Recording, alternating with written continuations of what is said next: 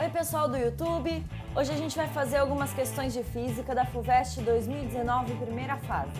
Mas antes eu vou pedir para vocês se inscreverem no nosso canal, curtirem e compartilharem o vídeo. Em uma fábrica, um técnico deve medir a velocidade angular de uma polia girando.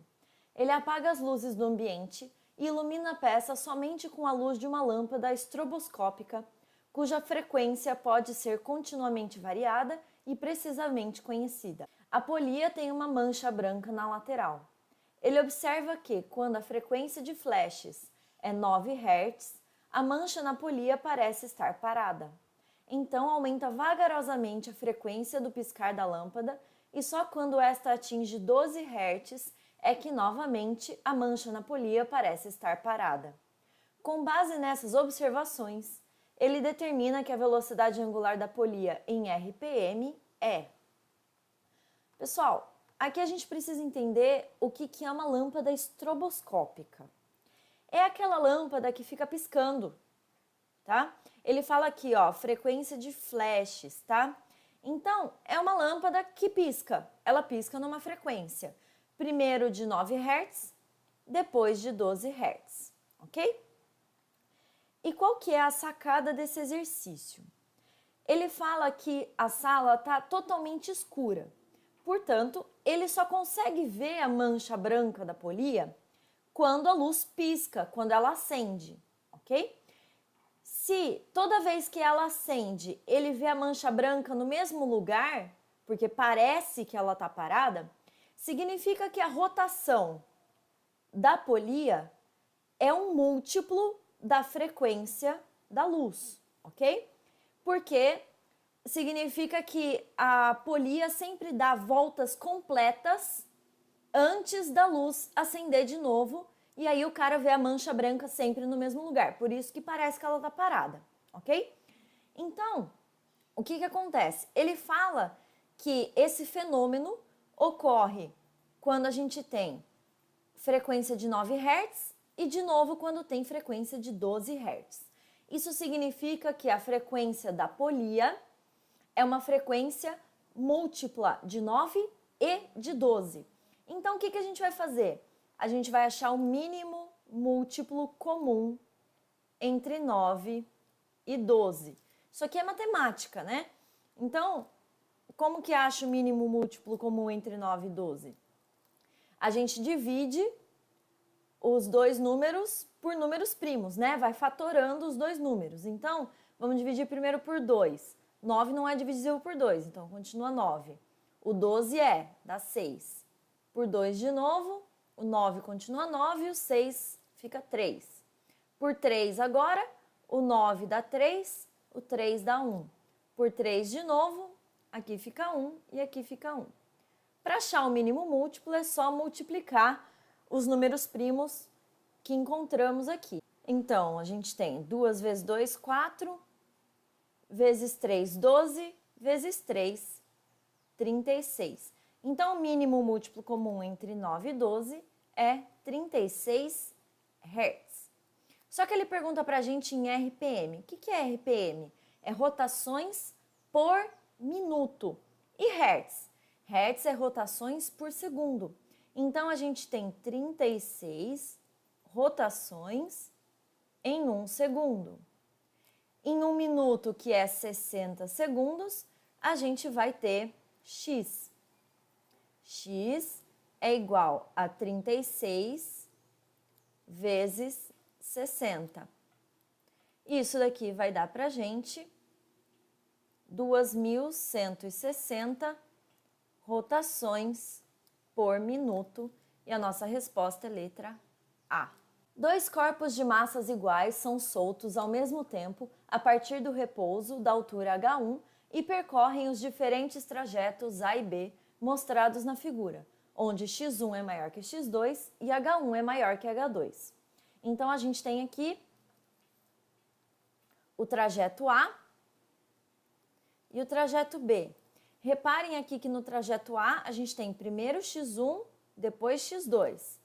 E no trajeto B, primeiro x2, depois x1. As alturas são as mesmas. H1 aqui, aqui também é H1. Aqui a gente tem H2 e aqui a gente tem H2 também. Considere as seguintes afirmações. 1. As energias cinéticas finais dos corpos em A e em B são diferentes. Bom, vamos analisar essa primeira afirmativa, né? Então, vamos ver o seguinte aqui. Qual que é a velocidade aqui? Velocidade 1. Qual que é essa velocidade? A gente pode dizer que nessa linha aqui, a energia potencial é igual a zero. Importante, ele fala para desconsiderar forças dissipativas, ou seja, toda energia potencial vai se transformar em cinética, tá bom? Não tem atrito, não tem perda de energia por som, por temperatura, por nada, tá? Não tem perda de energia. Então, a gente pode dizer o seguinte, a energia potencial 1 vai ser igual à energia cinética 1. Qual que é a energia potencial 1? mgh1. Então, eu estou olhando só para essa descida aqui, ok? Eu estou calculando a velocidade aqui, nesse ponto. Então, toda essa altura aqui, H1, toda essa energia potencial contida nessa altura, vai se transformar em energia cinética. Então, a gente tem mgh1 igual a mv1 ao quadrado sobre 2. A massa a gente pode cancelar e a gente vai ter que V1 é igual a raiz de 2gh1. Muito bem. Isso aqui para o trajeto A.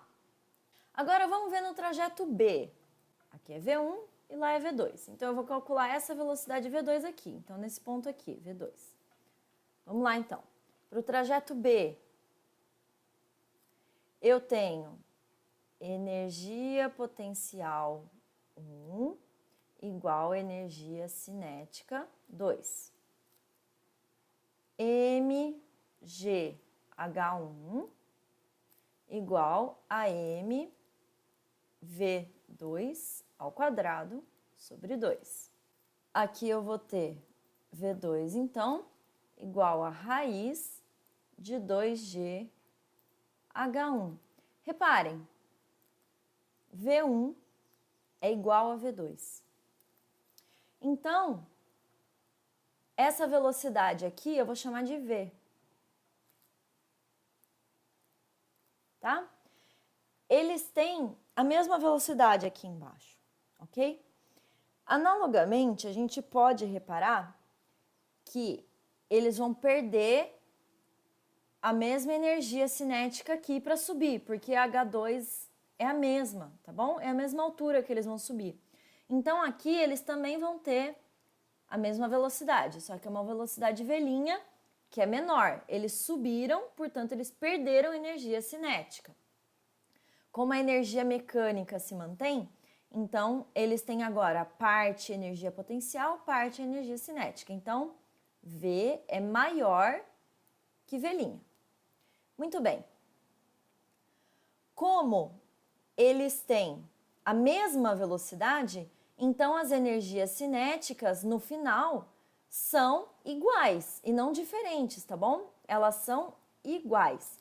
Portanto, a 1 é falsa. Nesses casos de alternativa, é importante ir já vendo aqui, ó, as afirmações quando você tem certeza. A 1 é falso, eu tenho certeza. Então, já elimina a alternativa aqui, ó. Alternativa A tá fora, alternativa E tá fora. Porque assim, vai mais rápido na prova, tá bom? De repente, não precisa nem analisar todas as afirmativas. Vamos ver. A afirmativa 2. As energias mecânicas dos corpos, logo antes de começarem a subir a rampa, são iguais. Bom, é verdade, né? Aqui a velocidade é V e ele só tem energia cinética. E aqui a velocidade é V, ele também só tem energia cinética. Então, a energia cinética nesse ponto aqui, nesse ponto A, é igual à energia cinética nesse ponto B. E como ele só tem energia cinética, a energia cinética é igual à energia mecânica. Então, tá certo, as energias mecânicas dos corpos logo antes de começarem a subir a rampa são iguais, verdade. Então, a letra C também tá fora. É ou a letra B ou a letra D. Vamos analisar então a 3. O tempo para completar o percurso independe da trajetória. Olha só, pessoal. Vamos analisar aqui. A gente tem o comprimento x1, depois o x2 na trajetória A. E o comprimento x2, depois o x1 na trajetória B. O ΔSA, porque a gente tem esses comprimentos aqui também, né? O comprimento inclinado da rampa também faz parte da trajetória. Então, o ΔSA é igual ao ΔSB, ok? Porque esse comprimento aqui de rampa, de descida, é igual a esse aqui. Esse comprimento aqui de subida de rampa é igual a esse aqui, porque são as mesmas alturas, tá bom? E aqui a gente tem x1 primeiro, depois x2. Aqui a gente tem x2, depois x1. Mas x1 mais x2 ou x2 mais x1 é a mesma coisa. Então, o comprimento total da trajetória é igual para os dois trajetos, ok? Só que na trajetória a gente tem primeiro x1. E na trajetória A, x1, que é o comprimento mais longo, é percorrido pela velocidade v, que é a velocidade máxima que o corpo atinge, tá bom? Na trajetória B, x1, que é o comprimento maior, é percorrido pela velocidade v', que é uma velocidade menor, ok? Isso significa que o corpo A vai chegar primeiro aqui em cima do que o corpo B, porque ele percorre a maior parte do percurso com uma velocidade maior, com uma velocidade máxima, enquanto o corpo B percorre a maior parte do percurso com uma velocidade menor, tá? Então, o tempo que A demora para chegar lá em cima é menor que o tempo que B demora para chegar lá em cima. E por que isso acontece? Exatamente por causa da construção da trajetória, tá bom? Então, dizer que o tempo para completar o percurso independe da trajetória, tá errado. Isso é falso. Por aqui, a gente já podia descobrir que é a letra B, tá bom? Mas vamos analisar as outras duas, só para a gente entender por que é falso ou verdadeiro. Então, afirmativa 4. O corpo em B chega primeiro ao final da trajetória. Bom, a gente acabou de ver que o tempo de A é menor, então é falso. É o corpo A que chega primeiro. E 5. O trabalho realizado pela força-peso é o mesmo nos dois casos. Olha só, o trabalho realizado em A é igual a P de A vezes o ΔS de A. E o trabalho realizado em B é P de B vezes ΔS de B. A gente já viu que ΔSA é igual a ΔSB. Então, eu vou chamar as duas distâncias de D. Então, eu vou ter aqui PA vezes D, e aqui eu vou ter PB vezes D.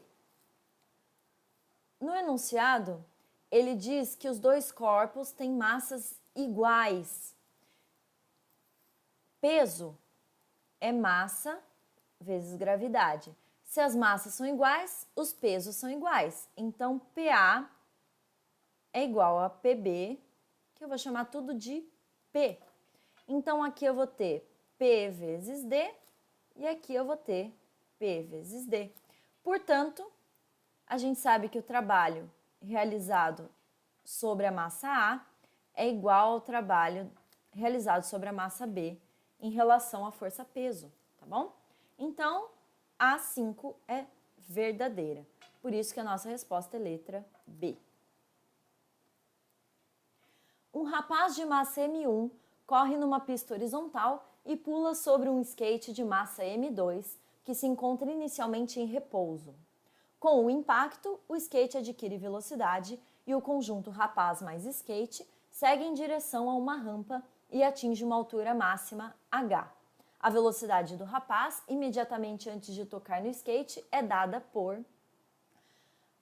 Aí no Note a Dot ele fala, considere que o sistema rapaz mais skate não perde energia devido a forças dissipativas após a colisão.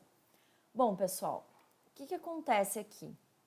A gente tem uma colisão do rapaz com o skate, né? É engraçado falar colisão porque ele só pulou em cima do skate, né? Ele não bateu com o skate. Mas dá para considerar isso uma colisão, então a gente vai considerar M1, V1. M1 é a massa do rapaz e V1 é a velocidade dele antes de subir no skate. M2 é a massa do skate e V2 é a velocidade do skate antes do rapaz subir nele, tá bom? Depois da colisão, a gente tem que os dois continuam juntos. Então, a gente tem a massa do rapaz mais a massa do skate vezes uma velocidade velhinha, que é a velocidade após o rapaz subir no skate, ok? No enunciado, ele fala que o skate está em repouso no início. Então, V2 é 0. Então, a gente vai ter aqui M1, V1 igual a M1 mais M2, V'. Outra coisa que ele fala aqui que é importante é que não é para desprezar energia, né? Ele fala que não há forças dissipativas, tá? Ele fala que não perde energia após a colisão. Então, a gente pode dizer o seguinte. Vamos supor que aqui tem uma rampa e que a altura dessa rampa é h.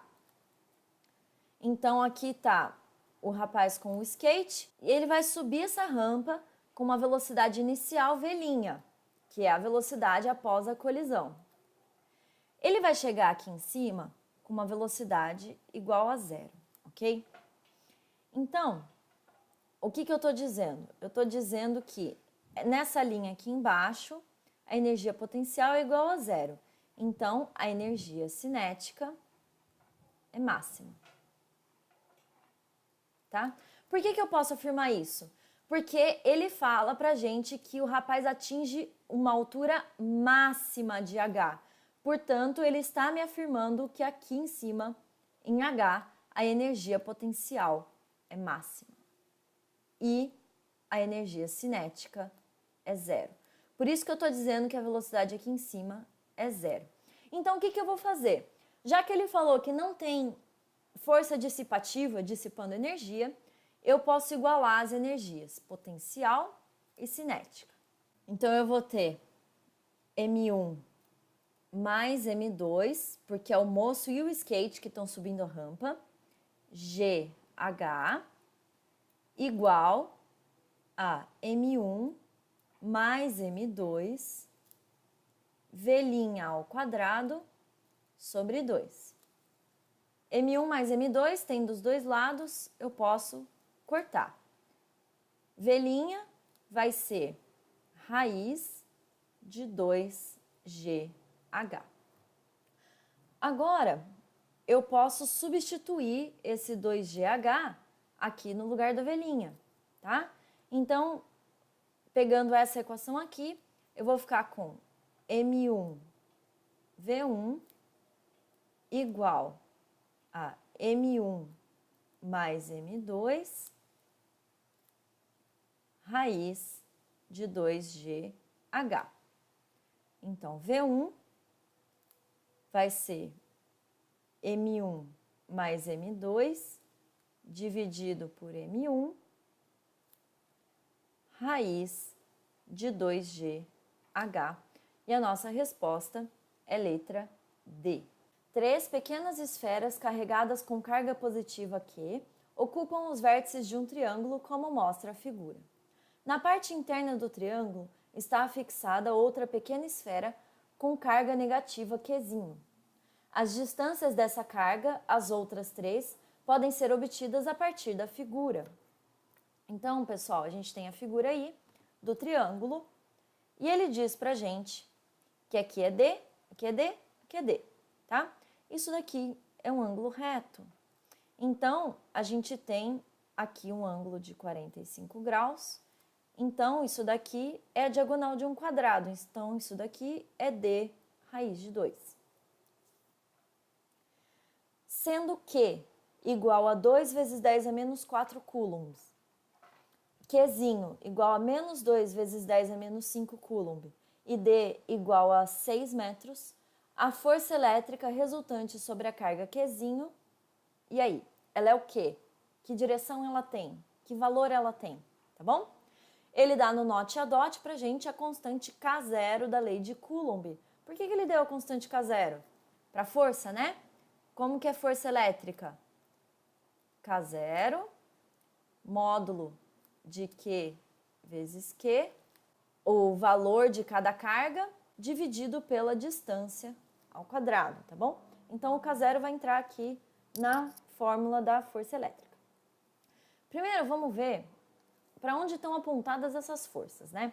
Então, a carga de Q é positiva. E a carga de Qzinho é negativa. Isso significa que a força entre Q e Qzinho vai ser de atração. Então, cada carga Q quer atrair a carga Qzinho para si, ok? Então, aqui a gente vai ter uma força F1 apontando para cima.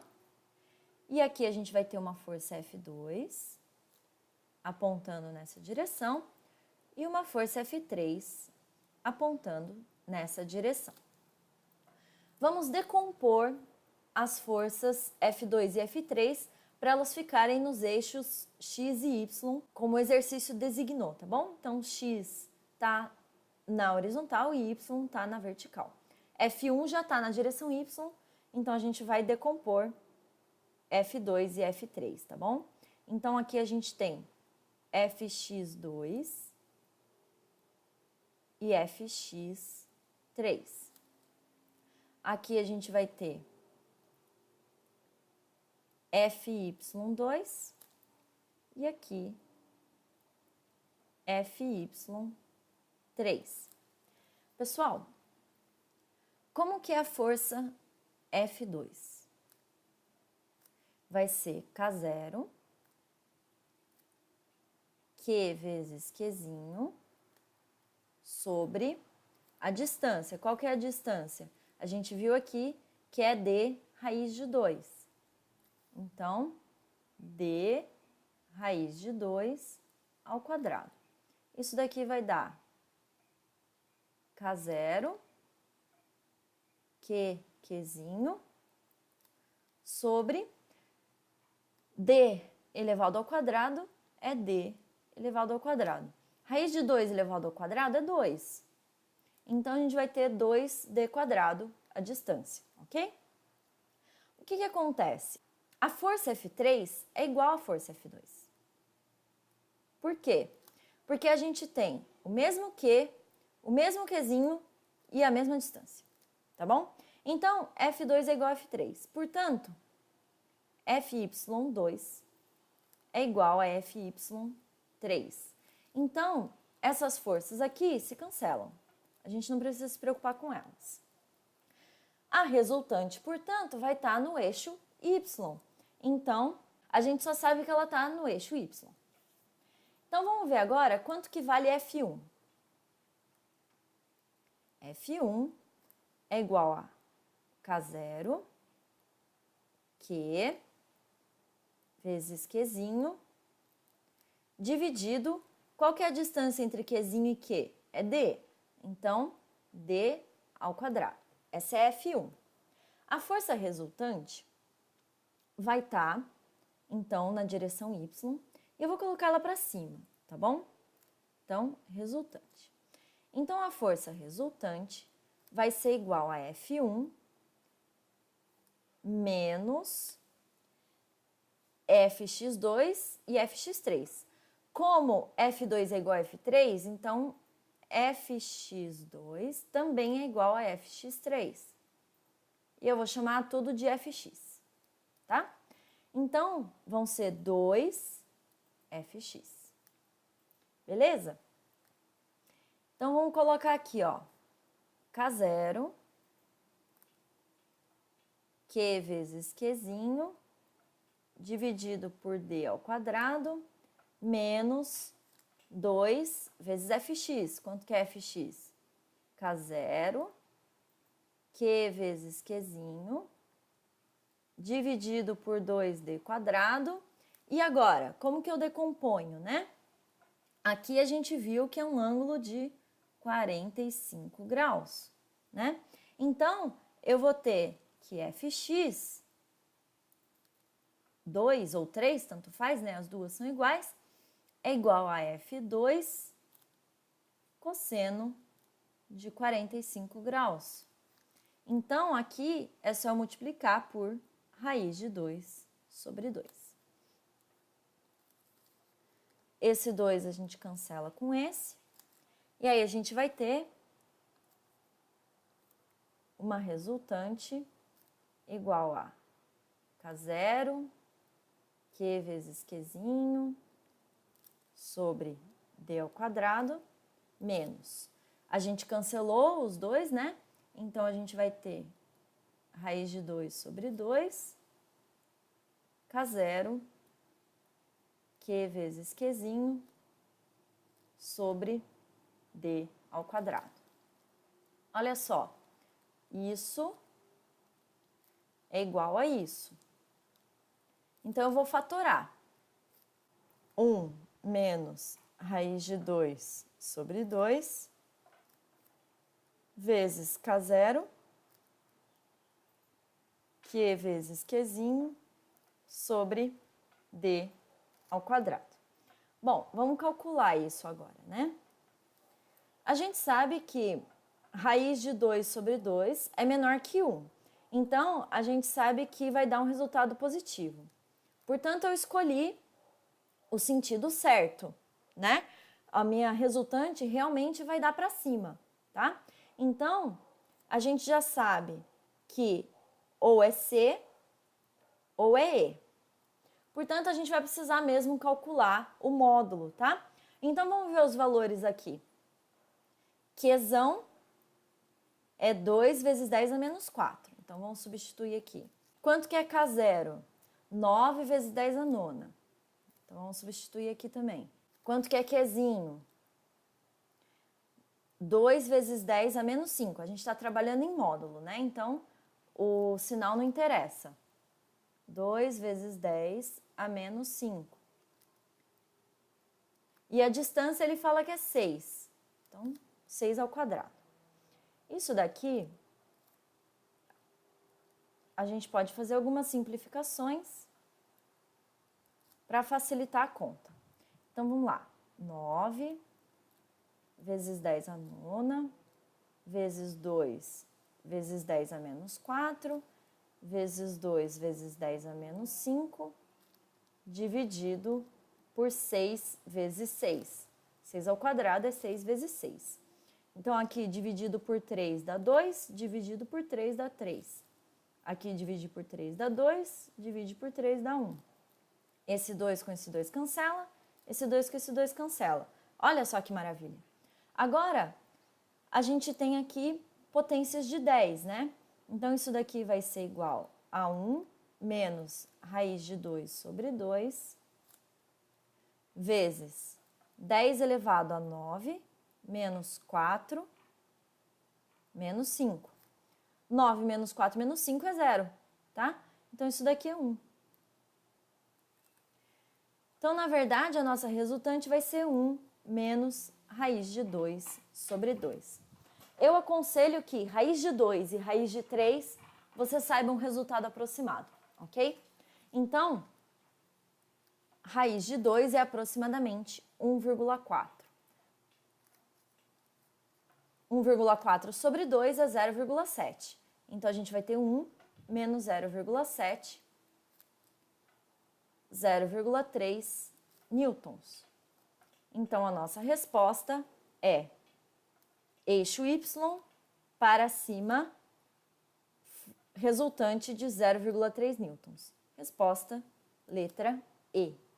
Uma pessoa observa uma vela através de uma lente de vidro biconvexa, como representado na figura. Considere que a vela está posicionada entre a lente e o seu ponto focal. Nesta condição, a imagem observada pela pessoa é... Bom, pessoal, aqui a gente tem, então, a pessoa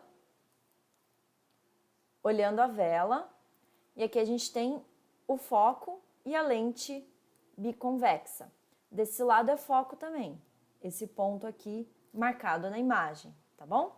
Então, vamos ver como que a gente desenha a imagem da vela, tá?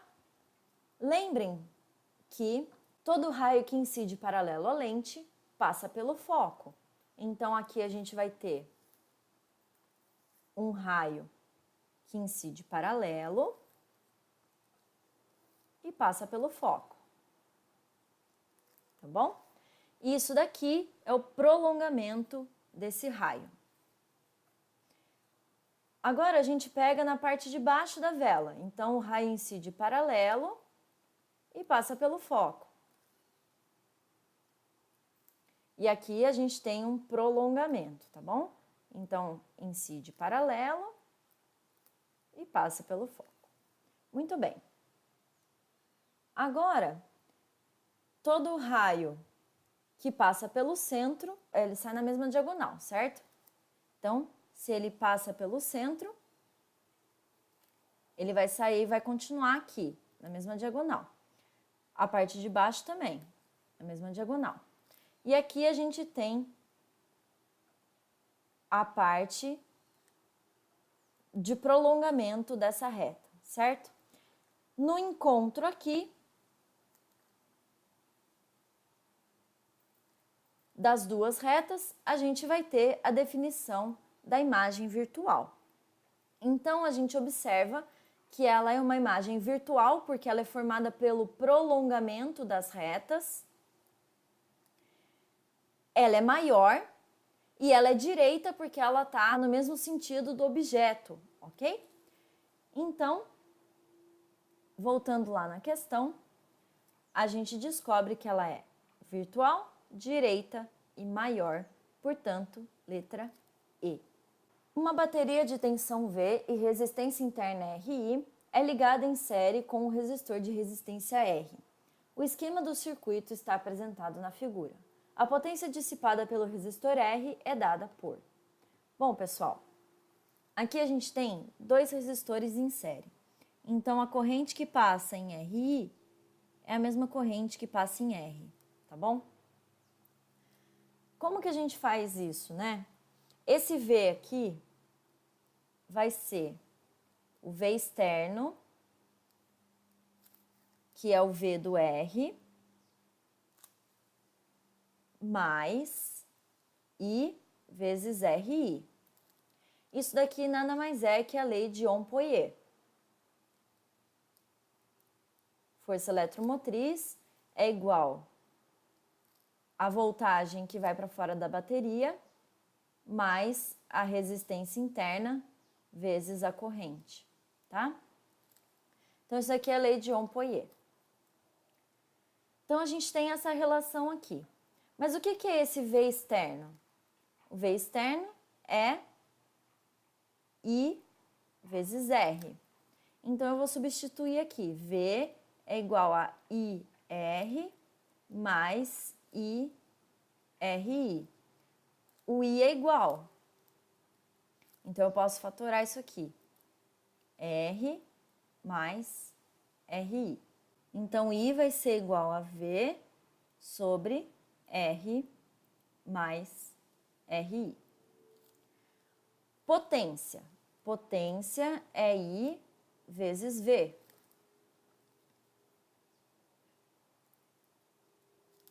O I eu tenho, é V sobre R mais RI. Esse V aqui é o V externo, porque ele quer saber a potência em R. Então, é o V externo. Mas V externo é igual a I vezes R. E I é o quê?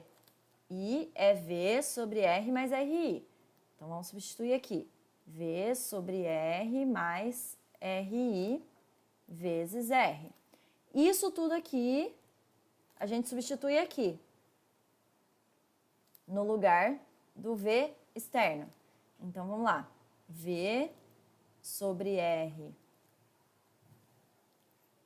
mais RI vezes R. Muito bem. Então, a gente vai ter V vezes V, V quadrado, vezes R. E embaixo a gente tem R mais RI vezes R mais RI. Então, a gente vai ter R mais RI ao quadrado. E isso está na alternativa C. Eu espero que vocês tenham gostado das resoluções.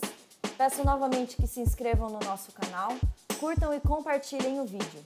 Bons estudos e até a próxima!